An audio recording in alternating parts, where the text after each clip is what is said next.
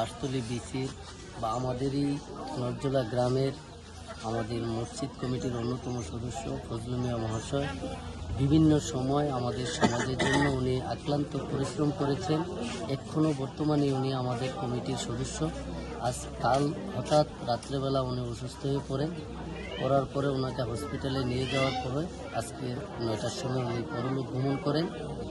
এই খবর শুনে আমরা আমাদের এলাকাবাসীর ওনার যে পরলোক ভ্রমণ, ওনার আত্মার শান্তির কামনা থেকে আমরা আজকে একটু পরেই 2:30টার সময় ওনার জানাজার নামাজ হবে। এই কথা শুনে আমাদের চুরিলাম ব্লকের ক্ষমতার ব্লক প্রেসিডেন্ট, এলাকার জনপ্রিয় জননেতা বুদ্ধদেব বর্মা আমাদের এখানে ছুটে এসেছেন।